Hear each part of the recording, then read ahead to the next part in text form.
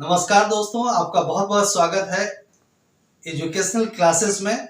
और आज हम स्पोकन इंग्लिश के पार्ट थर्ड की बात करेंगे।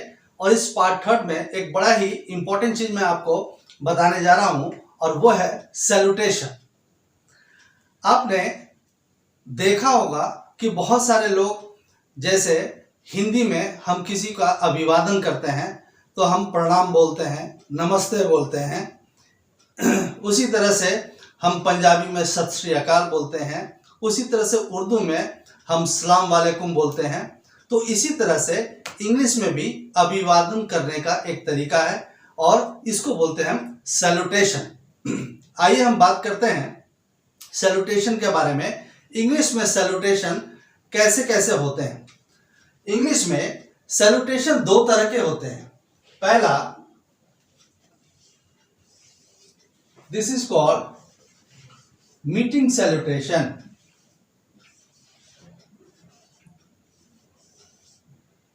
पहला मीटिंग सैल्यूटेशन और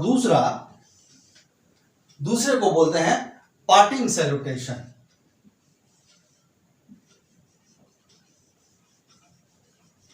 दूसरे को बोलते हैं पार्टिंग सैल्यूटेशन।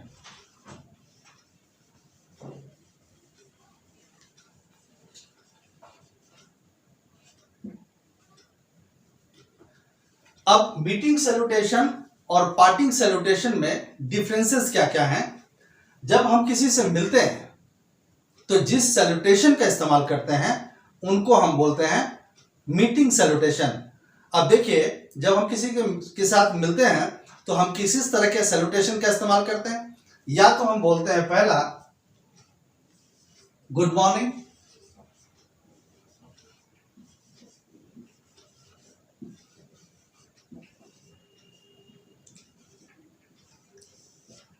पहला चीज हम बोलते हैं गुड मॉर्निंग। दूसरा चीज गुड इवनिंग।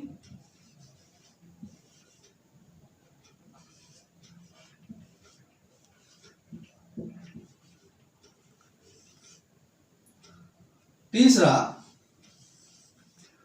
Good afternoon.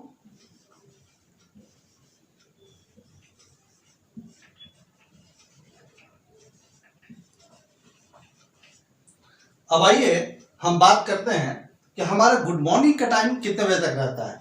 सुबह के 12 बजे तक आप किसी भी व्यक्ति को गुड मॉर्निंग कह सकते हैं, यानी कि अप टू 12 PM आप किसी को भी गुड मॉर्निंग कह सकते हैं।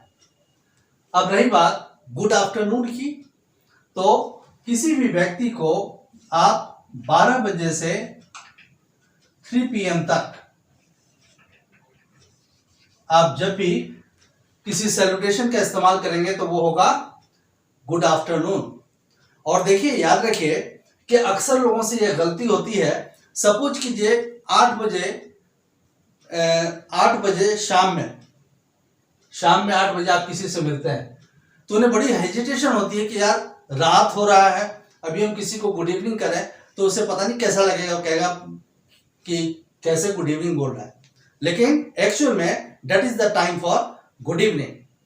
ठीक है, तो good morning, good afternoon, good evening आपको समझ में आ गया। जब तक 3 बजे के बाद आप जब भी किसी से मिलेंगे that is the time for good evening. अब आइए हम बात करते हैं पार्टिंग सैल्यूटेशन की।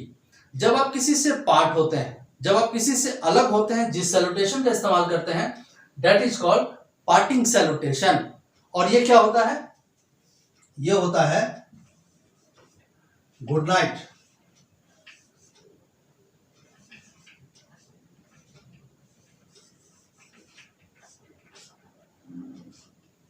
और ये होता है गुड नाइट। आप गुड नाइट करके किसी के भी साथ पार्ट हो जाते हैं, अलग हो जाते हैं। आइए अब हम एक दूसरे चीज के बारे में बात करते हैं और वो है टाइम एंड क्लॉक की। तो सबसे पहली बात जो दिमाग में क्वेश्चन आता है वो ये आता है कि सपोज कीजिए आपको किसी से पूछना है कि आपकी घड़ी में कितना बजा है। आपकी घड़ी में कितना बजा है?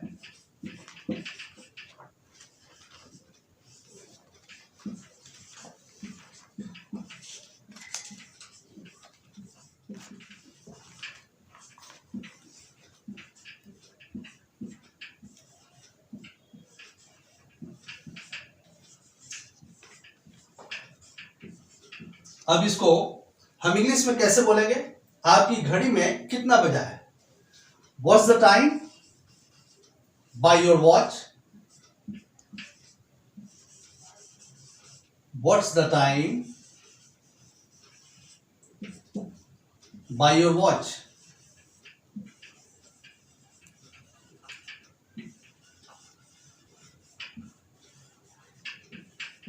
आपकी घड़ी में कितना बजा है? What's the time by your watch? अब देखिए दूसरी चीज, अगर हमने कहा 7 बजे,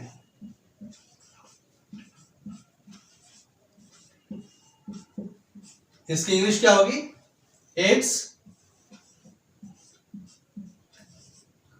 7 o'clock.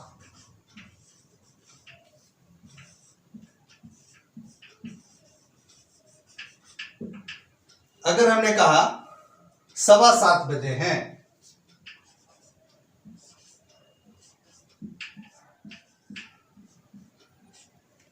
इट्स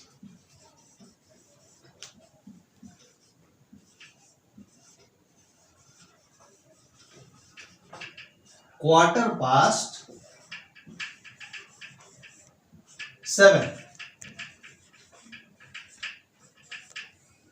यदि हमने कहा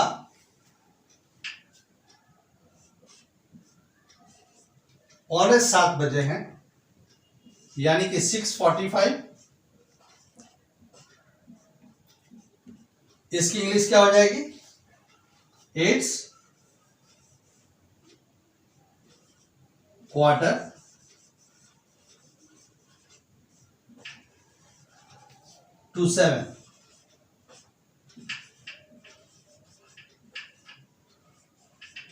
इट्स 6:45. और मान लीजिए एक सेंटेंस और ले लेते हैं। अगर मान लीजिए ऐसा लिखा हो 7:10, फिर हम क्या बोलेंगे? It's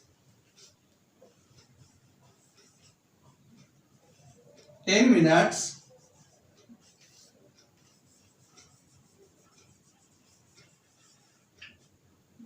past 7.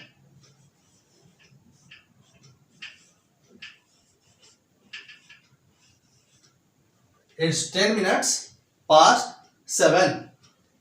और एक सेंटेंस और ले लेते हैं। मान लीजिए 7 बजने में 10 मिनट बचे हैं, क्या बोलेंगे? It's 10 minutes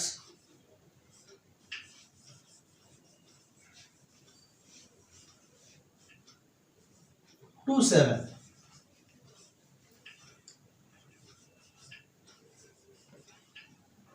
It's 10 minutes to 7. आइए कुछ और छोटे छोटे सेंटेंसेस के बारे में जानते हैं। घड़ी 10 मिनट तेज चलती है। घड़ी 10 मिनट तेज चलती है।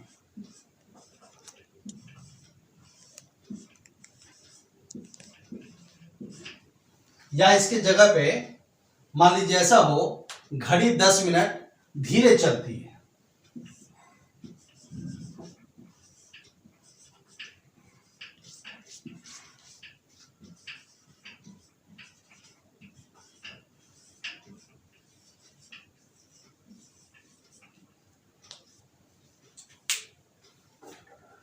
देखिए सेंटेंस हो जाएंगे, वॉच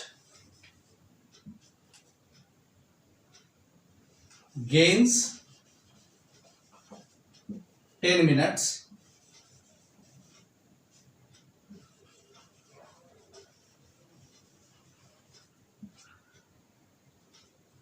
यदि तेज चलती है तो हम लिखेंगे वॉच गेन्स 10 मिनट्स, और यदि धीरे चलती है तो हम लिखेंगे लूजेस 10 मिनट्स।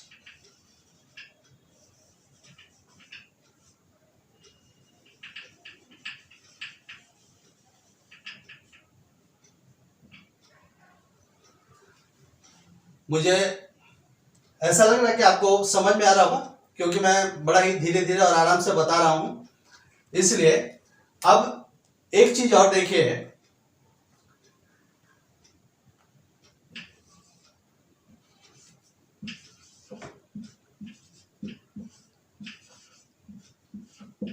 घड़ियां एक दूसरे से मिली हुई हैं।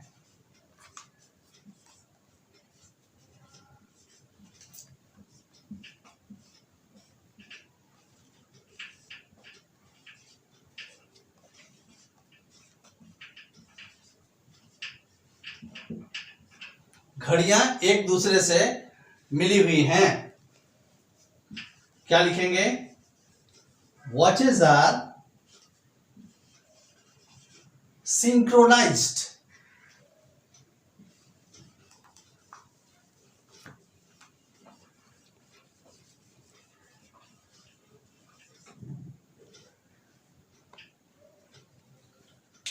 तो दोस्तों, आज के इस सेशन में इतना ही।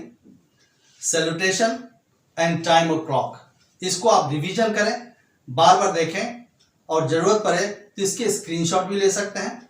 यदि आपको वीडियो पसंद आया हो तो प्लीज इसे लाइक करें और सब्सक्राइब करें। आज की वीडियो में इतना ही। Thank you.